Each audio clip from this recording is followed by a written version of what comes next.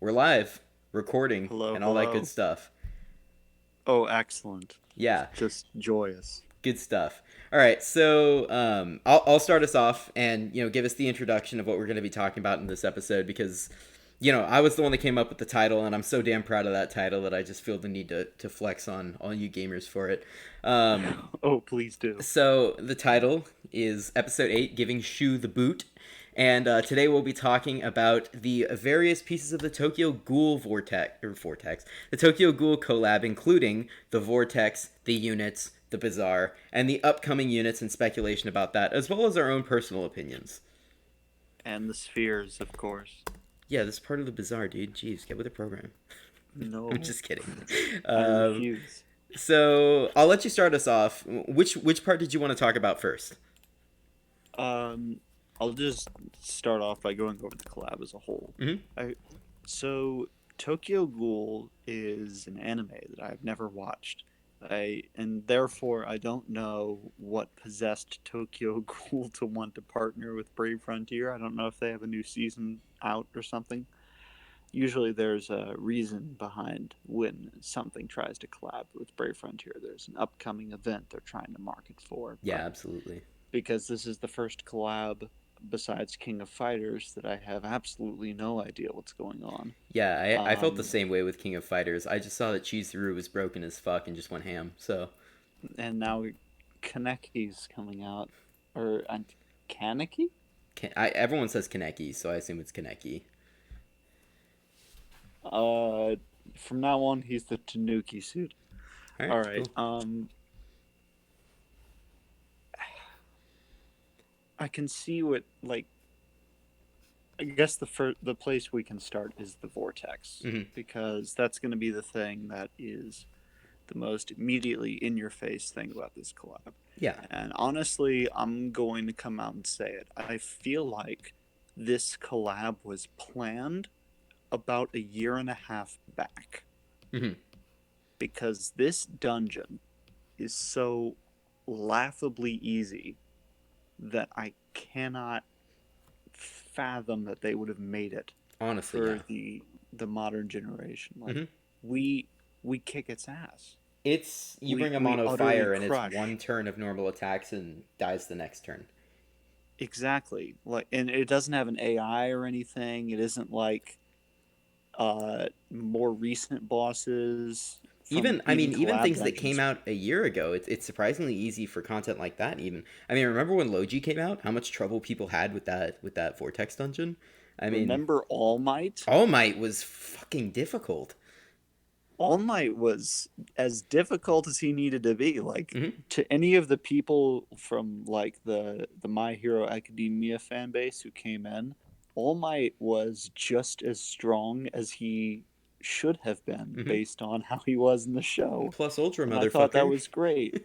Whereas here, Shu is as non threatening as possible, and Hmm. even though the guest Tuka you get is equally useless, Yeah, he to- just gets wrecked by Shu because Shu is an Earth type. I mean, Tuka does hit Shu pretty hard, mainly because she's holding Rabbit Mask and Hachiman song. Yeah, it's pretty OP Toka. Okay. Don't question it. And this Um, applies to like the only thing that clues me into that this might not have been planned in advance is that there is a daily dungeon fight, which is a trend that they only started doing in the latter half of 2018. mhm. But that might have just been an update after the fact. Yeah, because Now, at the same time, I mean, it's the exact same boss as level 2 of the Vortex dungeon. right. Now I feel like we haven't seen everything for the Vortex because there is another Vortex that's going to be coming out Yeah. in a few days from now when they release part two of this collab, which is also going to come with Kaneki and that other person's name that I'm completely blanking on. Mhm. It'll most likely be next week's maintenance, Tuesday the 10th. Yep, Or looks like the Tuesday the boss will 9th, and it'll come be out on the 10th. Yamori, who I hope will be a little bit more of a challenge than Yeah. Shu because Shu has been a complete joke. Hmm. Yeah, Literally, it really has. In all honesty, I'm a little bit disappointed. I mean, not that I'm gonna complain. You know, rewards are rewards, but at the same time, it is, you know, the farmable dungeons are great. But I liked it back when they did 3 stages. One was the easy farm. The second was the, you know, if you're better and have the good spheres and the good units, you can farm this one. And the third was the boss fight. And then there was whatever you would call the Valentine's dungeon. You know the one where there was like. Did you know that this is completely off topic? But did you know that when it came time for people to farm that mission, Hmm. they legitimately did not know how to farm it. They were like, "How do you farm it?" And I'm like, "There's literally a mission called farm," and they're like, Yeah. "I can't see it," and they're like, "Is it this?" And it's like, "No, that mission doesn't exist. It's Valentine's Day farm Farmville collab. this. Is it farm?" Yeah. And so I We mean, haven't in done terms of anything the blatantly vortex, transparent since in then. terms of the vortex, pretty disappointing. You know, I was definitely hoping for a higher level of difficulty, and when that wasn't delivered, you know, I was disappointed. At the same time, I am, you know, rather pleased that it looks like the milestones that they set for defeating the boss do scale with how easy it is. So you know, True, we do you see have to those defeat him bigger, a million times. yeah, which is you know quite a few, considering the active player base that actually farms things. You know, the size of that. Um, on top of that, I feel like, you know, now that we've addressed the Vortex dungeon, because it's really just stage 1 is survive till turn 6, stage 2 is nuke the shit out of him, and the daily is the exact same as stage 2. I feel like the next Right. thing that we can move on to are the rewards in the bazaar. All right. And I was thinking I could open us up with talking about. Let me pull up its stats. The rabbit mask. Really quite a solid sphere. 150% boost to spark damage, a spark vulnerability infliction for 2 turns. That's a 100% chance of a 20% spark debuff, 100% attack, and boost thunder elemental damage, as well as adding stealth on self, boosting own attack for 2 turns after just 10 sparks. That's a nice blend of being an offensive sphere and having that stealth added for defensive purposes. Yep. I do I. think Mhm, that it having stealth mhm, is always going to be a pretty huge thing. mhm, I know that the only other sphere that does this, Yada no Kagami, mhm, doesn't really get a whole lot of love, but I always have liked spheres that give units stealth, mhm. if only because Gumi occasionally forgets that stealth exists and doesn't make their bosses pierce it, That's true. which means you can kind of make some units invulnerable Mhm. to a boss's tricks. Yeah. Here's I the don't other know. thing. Oh, It's sorry. Go always ahead. worth attempting. Yeah. It might not always be the most intuitive thing, but it can sometimes help. Well, I mean, somebody will try it. You know. Um. So the next thing that I wanted to cover about Rabbit Mask is comparing it to the Sphere Sage's Mercy. Because Sage's Mercy is a really, really solid nuking sphere. But its 150% boost to spark damage raises max attack value from the regular 99,999 to 150,000 and hugely boosts elemental damage at 125% elemental weakness damage. This sphere is now, you know, basically copied and pasted into Rabbit Mask with slightly less elemental weakness damage, big attack buffs, you know, no attack break, but that's really useless because if you're putting this on a nuker anyway, you're going to have an attack break of at least 160,000, which is going to outclass Sage's Mercy in the first place in that regard. And you're getting stealth. I mean, I see this being a, you know, essentially an upgrade to Sage's Mercy at this point. The only downgrade is that the elemental weakness damage only applies to thunder types. So this is Thunder's offensive defensive mixture of Sage's Mercy and Yata no Kagami. I don't think Thunder is going to care. I think It Thunder is still going to use Sage's Deku. Mercy because at the point that Thunder is at Mm, now, elemental weakness damage is king. yeah. I To the get the point feeling that they where, don't have too much trouble running into the attack cap anyway. oh yeah, for sure. I Mm, don't think that attack cap is the first thing that they're worrying mm, about, especially if you're running like VCs as well. yeah. Yeah, That's that's very victory true. chant for anyone who doesn't know that lingo. OP. At the same time, I mean, this it's still definitely not something to discount. You know, it's a 25% reduction in elemental weakness damage, but at the same time, it gives a lot of other nice bonuses, which is, you know, as we said before, the stealth, which is just, you know, is going to be nice for specific pieces of content when it's kind of discovered that that's the strategy that makes sense. Hmm. So I definitely see this as being, you know, very, very similar, if not an upgrade in some regards and a downgrade in some regards to Sage's Mercy. So I'm definitely a fan of Rabbit Mask. Yep. Um, I would need to look at Jason's mask because I've honestly forgotten what it's let's go done. to the spam channel on Brave Network. I've pulled it up for us. So I'll let you go through this one since I did the last one. Oh, cool. Uh, Let me see. Let me go to the spam channel real quick. Let me see what this thing has. Oh, joyous. All right. So it's a damage reducing sphere, which tends to give it some viability to activate some extra skills. Mm-hmm. Its description 30% all parameters, which is kind of okay. 10% damage reduction from fire and earth types, so only against very specific content would you even want to VA. use this. Negates all status elements and attack, defense, recovery, reduction effects. That's pretty nice. Mm-hmm. And damage taken may boost BB gauge and may restore HP. So, although I think this thing has limited usage in the sense that you would only want to really use this against fire and earth bosses, Mm-hmm. of which how many difficult fire and earth bosses are there? I mean, I know Krampus doesn't count because Krampus is gone. Yeah. I guess we can count the other things in Everlasting Embrace Mm-hmm. as far as earth goes. I mean, I. Fire has Mm-hmm. nothing that Yeah. can effectively counter water. Oh So yeah. water doesn't want to run Jason's mask Water, at all. as we've stated in previous videos, water is in a similar state to what Earth is in right now, which is just nuke. Beat the ever loving shit out of it because you can. Like water is just absolutely stacked right now, and you know Sovenar is actually turning a year old soon, and is still absolutely an amazing unit, which blows my mind because that is not consistent with the usual meta shift. Unfortunately, we're going to be riding on dolphins soon, so It's we'll true. see. We'll see if she outclasses Sovenar. I have no idea what her name is. Where's I've the Finn? completely forgotten. Is it like Sophie or something? I do not remember at all. Oh, Seni. Okay. Seni. Yeah, that's what it is. Senny. All right, I was close. Yeah. Sort of.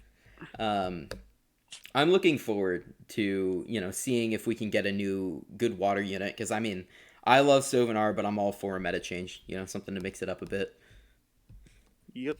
Same with Charlie. You know, Ko was a good nuker, so maybe Charlie will be a good nuker too. Anyway, I digress. My apologies. We do have one more thing to go over in the bazaar, and that's the Elgif Brave Brave Ghoul. Ghoul. Yeah. So I'll let you cover that one because you know it's. Yeah, I don't want to. this one is 30% all parameters, considerably like a 300% PV mod buff, and then every single negate except defense ignore negate, which is weird to me. Yeah. So it's negating elemental, critical, status elements, attack, defense, recovery, reduction. It negates all of those things You know, they except for defense ignore. Weirdly, honestly, Brave Ghoul, not very good. I wouldn't run this on really anything unless I had nothing else to run on it and it was having trouble hitting the attack cap for some reason. At the same time, I think that they could have made this more viable by kind of making it into an alternative to re-raise or raise, by giving it some kind of negation to all allies rather than just to self, right? or adding, Now you I know, that think effect this to is. BBSBB.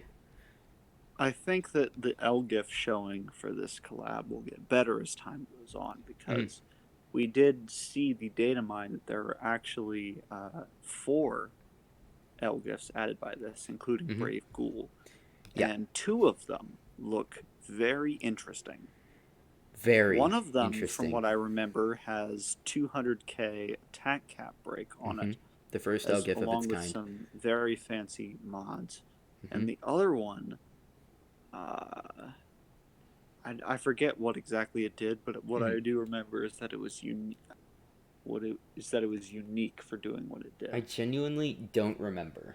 Oh, it was a better perpetual darkness. Well, it was yeah, it was Perpetual Darkness with, wasn't it like Heal on Hit or something like that? Yeah, something like that. But I mean, another 10% mitigation Elgif is fucking fantastic. I mean, it's gonna make Kalo suck for a lot of people, but for those of us with with 3Q tongs, I'm gonna have a good time. For those of us who are sitting and laughing like Seto Kaiba at the top of the Kalo ranking.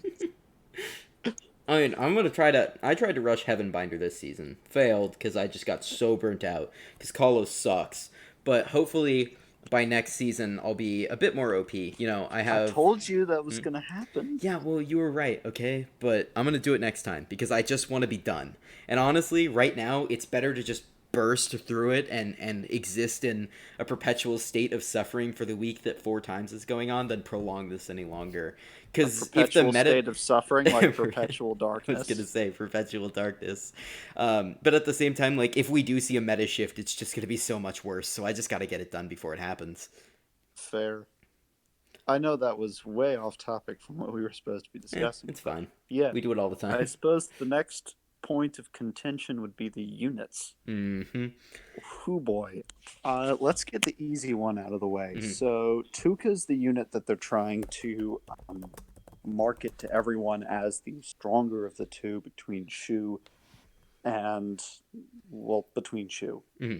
And this is shown in numerous places. For the first part is that the gate transparently puts Tuka's rating on any given summon 1.5% lower than her partner on that gate, Putting her which at is 3.5%.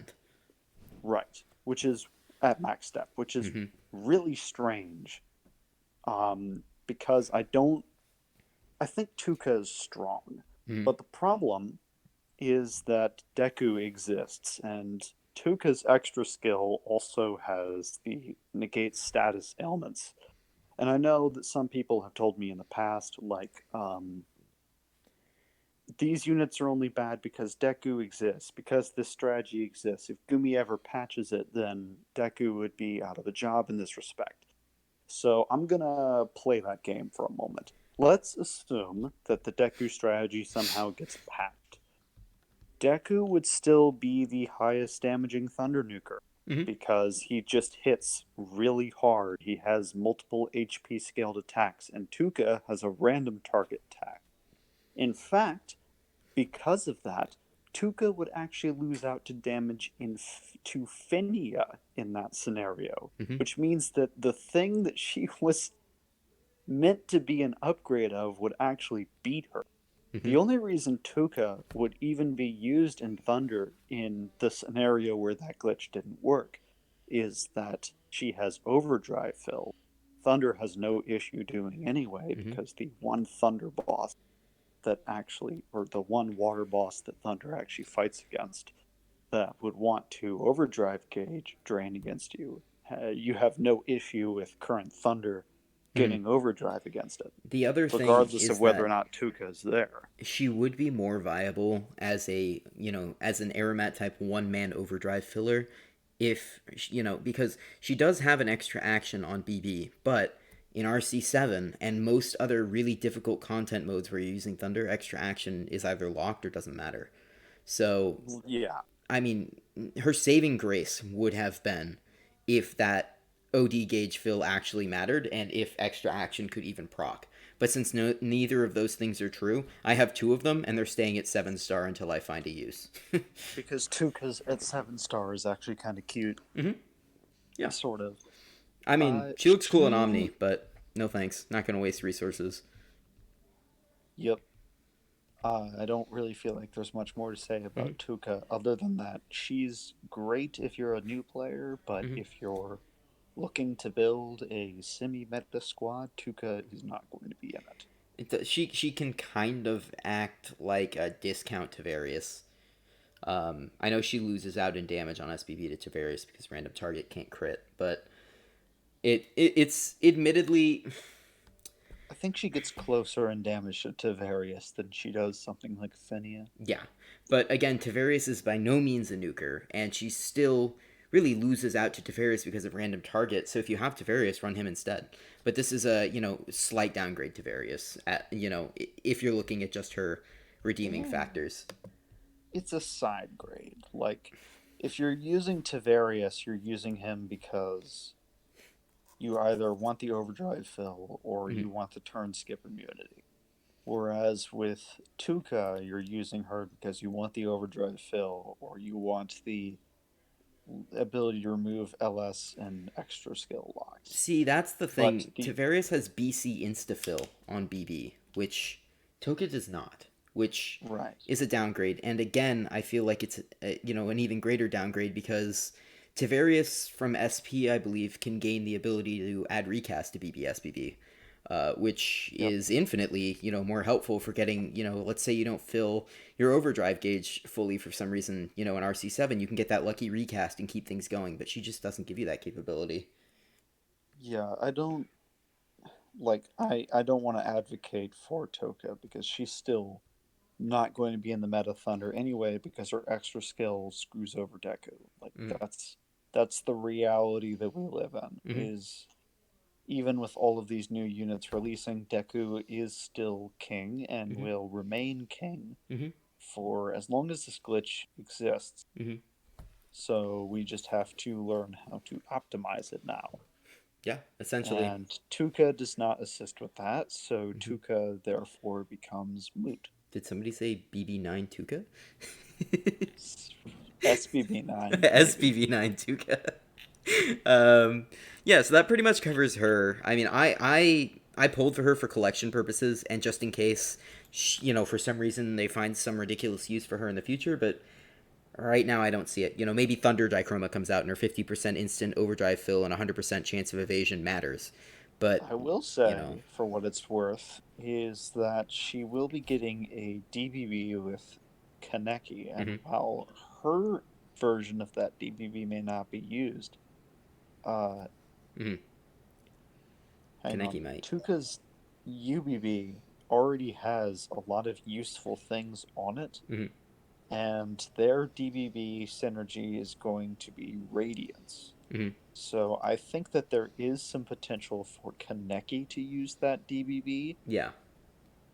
if I weren't already considering that Sero and Qtong DBB exists, Mm-hmm. along with Xenon and Estia DBB, which covers pretty much everything. Yeah. So, Um, I guess we can again, move, it huh? might be moot. We'll see. Yeah.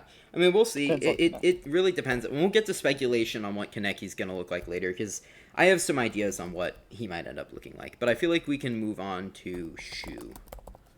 Shu is in an interesting spot Mm-hmm. for Thunder's meta. Because, on one hand, if you have Senbon, Mm-hmm. which is a small portion of the player base, you don't need him. But Shu actually does deal more base damage than Senbon. Mm-hmm. Like, he deals more base damage than Nia, even. Mm-hmm. He deals some impressive damage. The thing is that, like, it's not really a gigantic upgrade to the point where I would go out of my way to pull Shu. Me neither. Um, let me take a look at his SP real quick. It really looks like they kind of tried to side grade Senbon here, but the issue that I run into with this is that it Senbon outclasses him simply because of leader skill. I mean, her leader skill is so good. Oh, Um, yeah, for the sure. amount of damage that you can output with that leader skill alongside being able to zero BC is fucking nuts. Mm-hmm. I run, RC7 Senbon lead so I can 0BC my Ondaria and UBB her first turn. Like, I can't do that with Shu even on the team. I can't really do that. Or no, never mind. His BB has 12% instant OD fill. I forgot about that. But again, I don't know if I would slot him, over some of the other things. He just feels like he doesn't quite fit. Another thing to note, although this is completely irrelevant, and maybe someone's told me this, why are Shu's BB and UBB names in French, but his SBB name is in Italian? I'm sorry, I don't speak Italian. Yes, that is an excellent question. What? Excellent fucking question. Like, can someone who knows more about Tokyo Ghoul tell me whether or not Shu just goes between the romantic languages on a whim? Is that a thing that he does? Wouldn't be surprised. The other thing that I guess we should cover is his leader skill. And, I'm going to go ahead and trash on this leader skill because it lacks a lot. Specifically lacking any kind of passive mitigation. Guard mitigation? Who wants guard mitigation? I don't. Probable damage reduction to 1. Congratulations, you've made a unit similar to Terry that doesn't give ABP CBP increase. And then 300% spark damage. That's awesome. Where's the elemental weakness damage? I don't want to run a leader that doesn't have that for Earth. Fair enough. So, I mean, at this point, he just isn't worth He's it. about on the same tier as Bale in that regard. How dare you say his name here? In fact, I think that this guy's leader skill is actually extremely similar to Bale's. Yes, it is. Disturbingly so. Frustratingly so. Frustratingly so, indeed. Yeah, he's super meh. Like, I wouldn't go for it. And also, in terms of passives, so when they released the Shu details, put them into the data mine, and we were looking through them, and having people show us them. One of the things that I said was, oh wow, maybe they're gonna finally do something for Earth, give it a nuker that outclasses Senbon. Maybe we'll. And they were like, well, nuker he doesn't. Outclasses Senbon. Let me finish. I said he might actually be viable if he has an SP option for a third attack to make him a triple attacker. I would then run him, maybe not over Senbon, but maybe definitely over Nia, things like that, right? So did you mean a mitigator to outpass? Yes. I'm sorry. Senbon? I'm sorry. Okay. So, I mean, if they had given him triple attack, I would have been like, this is an awesome unit. Like, this is cool. This, triple attacker with, a good elemental weakness damage, this could beat out Bailey. But at that point, we looked through his SP, no triple attack, 150% spark passive on SP. No, just no. It's just not impressive. And when I think of collab units in 2019, I think that they should outclass what we saw from the My Hero Academia collab, which was a while back, and it just doesn't. It's these units are worse than My Hero Academia. These units are worse than Fairy Tail units, and those collabs took place a while back. These units that are coming out should be keeping up with the meta, and what I've seen right now is summon garbage. Things that don't. I want to feel rewarded when I pull a banner unit, like I got something good, and right now I just feel like, great, I got my 2, I'm out. In case you're curious, although Raccoon pulled for, I think it was just Tuca that he pulled for. I pulled for neither of these. I haven't spent a single gem or summon ticket summoning for either of these because I am completely skipping. Yeah. And this is for 2 reasons. The first is because I don't feel like any of the units that I've seen thus far have been worth me throwing a whole bunch of money at them. And the second is because I have no idea what the second half of this collab is going to look like, or even what comes out for the rest of this summer. But as of right now, I don't really see anything that really interests me. I mean, if Kaneki and whoever the other person is are on the same tier as these units, then they're going to be a wash in their respective element. And the other units that are coming for summer are both water, which means that they have to be Sovinar tier or better in order to receive slot. And although Gumi's track record is good at making seasonal units amazing, it isn't perfect. Yeah. Obviously, Miel was supposed to be the springtime unit, and that didn't work.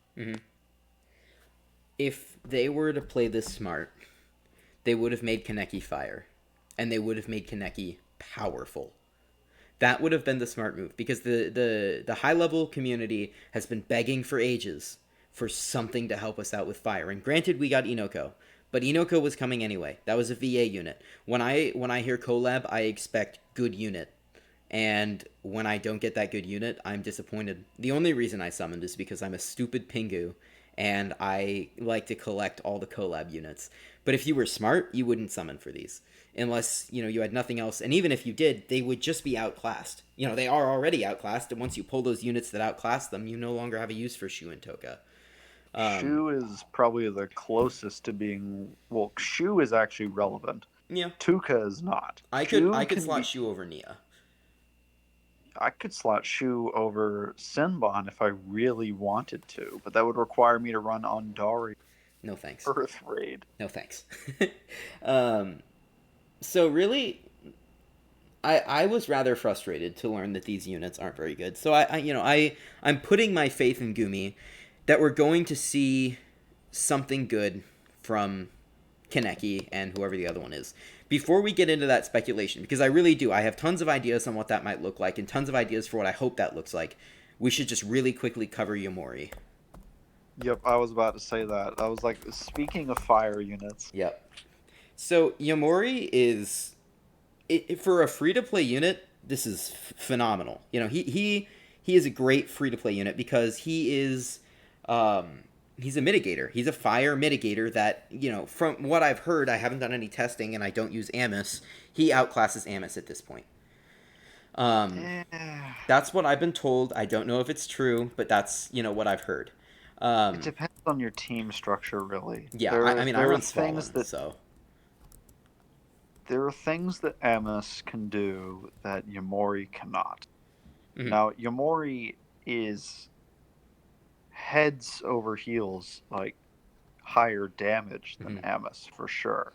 Yeah. And if your fire already has support from other units, then yes, he beats Amos wholeheartedly. Mm-hmm. But the argument that I've seen coming from a lot of other players is that if you're using Amos, that means you don't need to slot in other units to support the team that much. Very fair. And therefore, you would get more slot efficiency out of using Amos over Yomori. You would also not need to run Wondrous Aegis or anything on Yomori to try and make up the difference, and could instead use that for something else. Yeah. And I think those are still really valid viewpoints on this. Mm-hmm. So I'm going to say that while Yomori is a good free unit, he's not like Vector, where he is incredible in his element, but is a stepping stone more than a possible finishing point. Yeah. The nice thing about Yomori is that on SP he makes his mitigation 3 turns, which I think, while others might say is not very viable, I would call pretty useful to have 3 turns over Amos. 3 turns over, I believe Amos has 2 turn?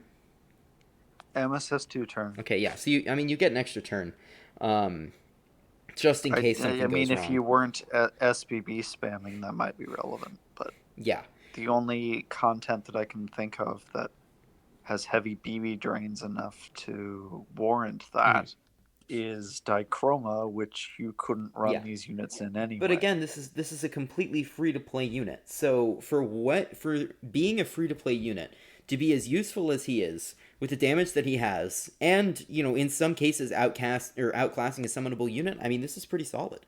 Especially for players who are wholly free to play and maybe don't have an Amos, or haven't pulled one yet, new players who could use this.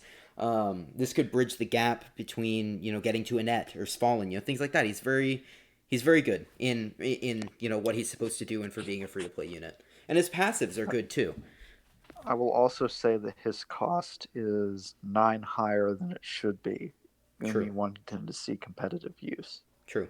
Because from what I've seen from this guy, if he was able to be used in Gladiator, that would be a lot of fun. Yeah, it would be interesting. Especially because we can have 3 of him. Oh boy. Oh god. Don't make me think about it. I want to go back down to Glad at some point. I'll have PTSD just thinking about the fact that one little tweak and he could be down there. Oh yes. Oh yes. Um, who the hell is messaging me? All right, sorry. I got a bunch of texts on my phone at the same time. I wanted to make sure they weren't important. So now we've covered Yumori. Last thing I wanted to mention is that he does great damage with an HP skilled AoE, 130% spark damage passive on SP, and 100% fire elemental weakness damage on extra skill, as well as an attack parameter limit break of 150,000. So overall, great for what he's for. I believe we can move on to our speculation piece now, unless you had anything else to add. Am I reading this correctly? Reading what? Okay, so, alright, I thought his sphere also gave him critical and elemental negation for a second, and I was like, wait, Yeah. his extra skill gets him critical and elemental negation, but his sphere also critical and Mm-hmm. Nope. Turns out that his extra skill just fills in the missing nulls that his sphere does not give, which is nice. Mm-hmm. Very well but done. Still for no a free defense unit. ignore immunity, so I guess Gumi really doesn't want to give you defense ignore immunity. Gumi says fuck you. Okay, so I'll start us off on really the last piece, I guess, of what we need to cover, which is our speculation aspect. And I'll start us off with really the only thing that I have to say in this regard is Kaneki. Kaneki is, from as far as we can tell from the Brave News channel, he is light type.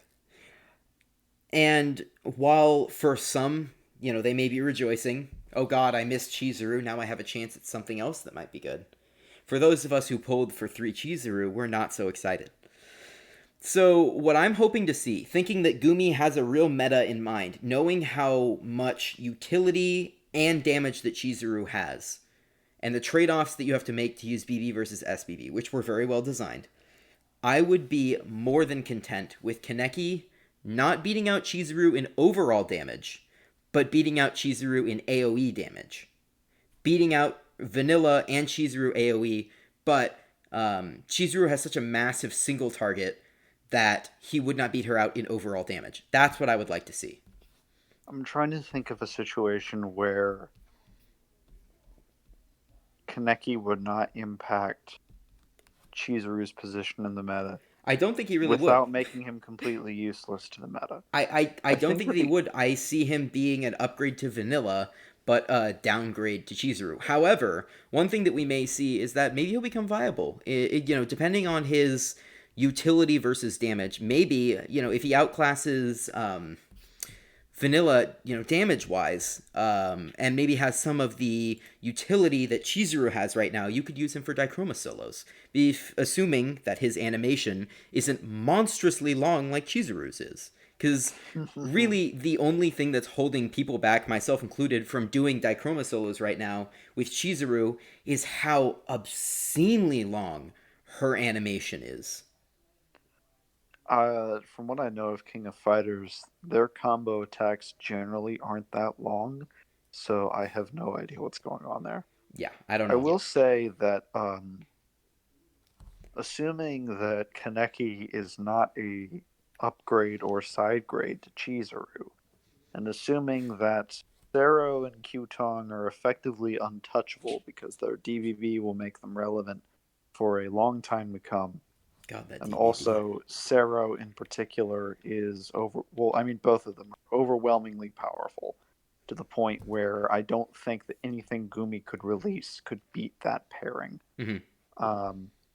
The next one on the chopping block would be Hakuzo, which I don't think Gumi is super eager to replace just yet, but I suppose we'll see. I wouldn't mind seeing. Oh, sorry. Go ahead. What could happen is Kaneki gets a sort of leader skill like we saw from Priestess Snow Miku way back in the day, and just an upgraded version of that, and then gets a kit based on that, which would put him above Hakuzo, but would also make him very powerful in his own right. That would be we'll have to extremely interesting. Another thing that I would really be a big fan of seeing would be, even if he was side grade Vanilla, an increase, BC reduction leader skill is what I'm trying to say. Vanilla has 30% BC reduction on leader skill, but really lacks any damage viability on leader skill. And I feel like if we had a if Kaneki had that 30% BC reduction with just something there to increase that damage, he could outclass Vanilla as a sub leader for 0 BCing. Or just make him an extra action unit for light, because light and dark have no Oh extra my god. action unit. Just Uh, help me out here, please. as great as that would be, I don't necessarily know how I feel about seeing Frontier Hunter scores after having. What would that be? Could you then. Yeah, you could Paradigm 3 your Yeah, light Paradigm squad 3 your with light Timlo. That would be with terrifying. Timlo. That the And then numbers that you could Chizru's see. Oh, animation would be long enough to ensure that you would be guaranteed for the enemy to be alive for your next extra action to go off. So all you have to do is stagger slightly. this is illegal. Stop. But yeah, I mean, if we saw that, it would just be mind blowing. I do not mind seeing units that have a niche. Snowmiku was damage, and especially for Frontier Hunter, she was awesome for Guard Frontier. If we could see, a unit that's just like, boom, you use this guy for straight nuking, or you use this guy just for brave, or I almost said Brave Frontier. Use this guy just for Frontier Hunter. I would love to see niche units being released like that. I think that the worst case scenario for Mhm. these units is that they end up a straight upgrade of Raquiel, who is a unit that no one is asking for an upgrade for, Yeah. and not many people are using. But Gumi might try to do. Hmm. Like, Miel was released under I don't know what pretense, Hmm. for the only reason I can think of being to be a summonable alternative of Elena. Hmm. And then they later went on to make it so that you could pay $70 for Elena. Yeah. And then they made it just recently so that you could do this Forgotten Magic rerun for Elena. So anyone who spent $70 to get the DBB tokens for Elena, you can get her for free now. I'm All you have sorry to for do those is who did that. join a guild. Pretty, Um, pretty. I don't want to say scummy, but disappointing move on Gumi's end. They really should have thought that one through. I don't know necessarily if there was a lot of thought that went into that. You know. I mean, they had to. Well, ideally, they would have released another Rift before they reran Forgotten Magic again. But I Mm-hmm. mean, if Forgotten Magic doesn't get buffed again, then it's just going to be IUBB Mm-hmm. again. I mean, the the the dominant strategy for that hasn't changed unless Mm-hmm. they disable extra action, which from the people who ran it earlier today, They haven't. I just tried it. extra action still works I just because you Timload can the ever loving Temlo it. shit out of Cursed Estia. You can Temlo Cursed Estia. Yeah. No more IUB. IUBB. Just fucking nuke it. The solution to everything as time passes in this game is, oh, it's older content. Just fucking nuke it. I'll take it semi seriously, but I'm especially after this showing with the Vortex for Tokyo Ghoul. Mm-hmm. I'm having a hard time taking this new content seriously. I feel like the quality of the content that we got Mm-hmm. has dropped off significantly since episode 9 of Fates of the Fallen. Maybe Episode that 9 was was. someone's Hmm? magnum opus or something, Yeah. but I mean, to whoever, Gumi, if you're listening, to whoever created um, the Sovinar fight in episode 9, kudos to you. That was a good fight. That was well done. Difficulty, paying attention, requiring some level of skill. Kudos to you. And to whoever created the Kranis fight in Void Mirage, um, I love you. I get the feeling the fights were made by the same person. Like Yeah. the feel of those two fights, Hmm. even though they're not similar at all, Hmm. they feel like they were made by the same person. Like I could distinctly envision how the boss was meant to be fought. Hmm. I can distinguish the vision that the person had in mind, Hmm. and I could distinguish a strategy to beat it by looking and focusing on what was going on, which is more than I can say for some bosses. Hmm. Yeah. Now, I get So the feeling that the same person who crafted both of those bosses also created the Krampus boss fight because he was pretty much the same. yeah. To which I can say that there is a fine line between being uh, hard but fair and Hmm. being formulaic with a time limit. Yeah. See, I'm just we're gonna take a moment to talk about Kranos, and I know it doesn't apply to this video, but I love that boss fight so much that I just want to take a moment to talk about it. Maybe we'll do a full video on it. If you guys tell me down in the comments that you want a video on it, I'll do it. But the thing that I love about it is that it was a smart way of designing a boss that wasn't just go in, beat the fuck out of it, and get out, right? So what Even though I that's exactly what I did on this well, yeah, game. but you at least have to have some measure of pulling your punches, and you have to have some measure of paying attention. Because if you look away for a couple of turns, you're gonna look back and you don't know where the fuck you are, and then Oh you no, know, I've been doomed. yeah, exactly. So you had to pay attention. You had to think about what you were doing. You had to pull your punches, and at the right time, you had to blow them away. Right? Some That people did is not how like these should be that, designed. but we loved it. Yeah, some people don't like it because it was difficult or this and that, but in my opinion, it is the best piece of content in all of Brave Frontier. Agreed. Yeah. And now The we can only thing stop. that I would Oh, sorry. Go say ahead. is that, Mm-hmm. like, you have to go through the first three fights of Void Mirage to Mm-hmm. reach that one boss fight that's amazing. I would go so far as to say that, in terms of overall pieces of content and quality, Mm-hmm. that Fates of the Fallen is probably the best thing you have released to date. I. Because Mm-hmm. every single fight in there, like, there is no GQ episode that I do not, at least on some degree, remember for some unique boss fight. Even if it was just as simple as kill both the shadow clones at the same time, you still made people engage with the fight. And each fight had a purpose in the story instead of just being something that was thrown at you like, Mm-hmm. and I know this is going to seem like a really random reference, but Phaeton in the Athens Sphere Rift. We have no. What is Phaeton? Why is Phaeton there? What is Phaeton doing? Yeah. Is he just there to serve as fodder before you fight Ultor? Why?